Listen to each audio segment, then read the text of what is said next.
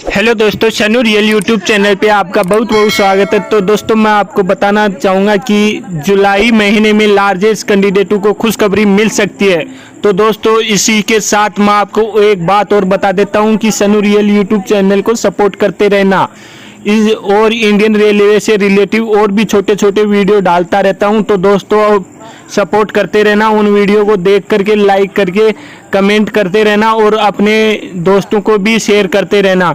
दोस्तों, वो Indian railway relative होते हैं, तो दोस्तों उनको आप देख करके हमारे सपोर्ट कीजिए ताकि हमारा मनोबल बढ़े और मैं आपको ऐसे ही न्यूज़ प्रोवाइड करवा सकूं। लार्जेस्ट की इंडियन रेलवे से रिलेटिव और भी न्यूज़ हैं जो मैं आप तक पहुंचा सकूं। तो दोस्तों, शनु रियल यूट्यूब चैनल को आप सपोर्ट करते रहिए और ढेर सारा प्यार देते रहिए ताकि मेरा भी मनोबल बढ़ता रहे।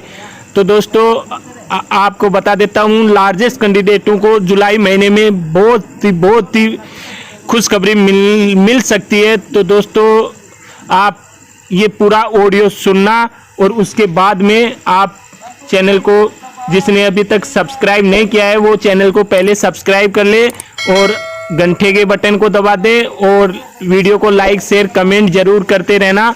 दोस्तों, और भी मैं वीडियो डालता रहता हूँ ना इंडियन रेलवे से रिलेटिव। दोस्तों, मैं ज़्यादा बड़ा नहीं डालता हूँ, वीडियो भी छोटे छोटे होते हैं, तो उनको भी सपोर्ट करते रहना। देख करके आपको पता चले इंडियन रेलवे से कोई भी रिलेटिव न्यूज़ आती है तो दोस्तों उनको देख करके आप सपोर्ट करते रहना और वीडियो को लाइक करते रहना, शेयर कर दो अपने दोस्तों के पास जो भी है। तो दोस्तों, आगे आप वीडियो सुन सकते हो और लाइक शेयर कमेंट जरूर कर देना। Thank you. नमस्कार दोस्तों, मैं आपका साथी, आपका मित्र, आपका शुभचिंतक नरेंद्र पंचाल फिर आपके समक्ष अपने लार्जेस्ट संबंधी मामले को लेकर एक ऑडियो क्लिप वायरल कर रहा हूं।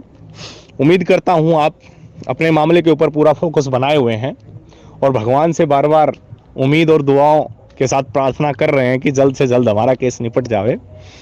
और ठीक ऐसी कोशिश मेरी है कि जल्द से जल्द हम भी आपको रोजगार दिलाने में सक्षम हो पाएं।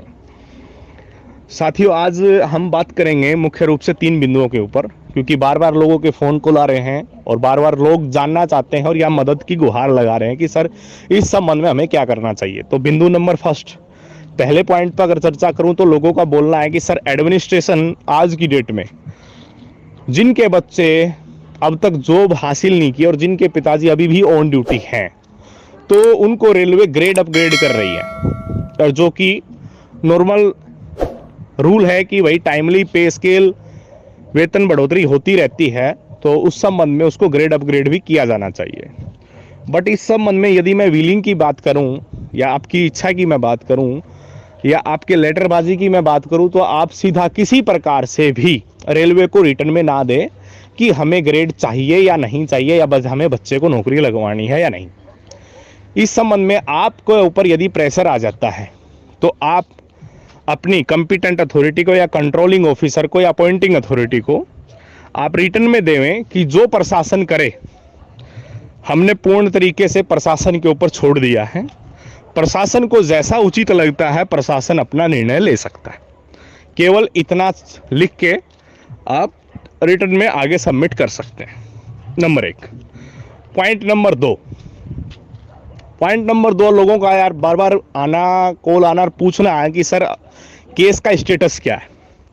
देखो, सबसे बड़ी बात यह है कि अपने केस में कहीं कोई फ्रॉड सिस्टम नहीं है, क्योंकि जो चीज़ सुप्रीम कोर्ट की साइट पे अपलोड हो चुकी हो और आपका डायरी नंबर तक आपके पास, केस नंबर तक आपके पास हो, तो उसके बाद गुमराह करने की गुंजाइश नहीं बचती है।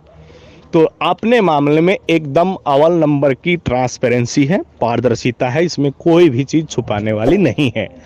रही बात आपकी मामले की सुनवाई की, देखो दोस्तों, जैसा मैंने बोला है, जुलाई के माह में जैसे ही कोर्ट ओपन होता है आपकी सुनवाई तय है, आपकी सुनवाई हो जाएगी पक्का। जुलाई के माह में हम आपकी एक सुनवाई ले लेंगे। बिंदु नंबर 3, पॉइंट नंबर 3 पे आते हैं दोस्तों। साथियों का बोलना है कि सर हमारा PIL हमने chief justice respectable NV Ramana ji को ही भेजा है हमने, तो NV रमना जी जल्द ही रिटायर होने वाले हैं, तो क्यों ना हमारे केस की सुनवाई जल्द से जल्द की जाए। देखो, NV रमना की अगर सर की मैं बात करूं, हमारे आदरणीय और देश के माननीय मुख्य न्यायाधीश के बारे में अगर अपन बात करें तो साथियों, जब किसी कोर्ट में किसी भी केस को लेके प्रोसीडिंग होती है, हियरिंग होती है या केस चलता है, डिबेट होता है, जद्दोजहद होती है, तो उसकी जो मिनट्स होती हैं वो ऑर्डर शीट पे नोट की जाती हैं। यानी कि अपने कमेंट जजेस लोग उस पे लिखते हैं कि आज की डेट में क्या मामले की सुनवाई हुई और क्या वार्तालाप हुआ। ठीक है, ऐसा सब ऑर्डर शीट में डे टू डे लिखा जाता है, डेली ऑर्डर शीट जिसको बोलते हैं। तो साथियों, जिस डेट में अपना फर्स्ट हियरिंग होगा उस डेट में एनवी रमना जी जो आपके लिए लिखेंगे उसको कोई बदल नहीं सकता। और दूसरी बात, यदि आपको लग रहा है कि एनवी रमना जी, एक मिनट के लिए आप सपोज कीजिए कि यदि हमारे मामले को एनवी रमना जी सुनते भी नहीं है, कोई और दूसरा जज यदि अपने मामले की सुनवाई करता है, तो वहां सवाल आता है कि यदि आपका केस आज की डेट में अगर डिसमिस होना होता तो कब का रिजेक्ट या डिसमिस हो चुका होता। आपके मामले में दम है और निश्चित तौर पर आपको इसमें जीत मिलने वाली है।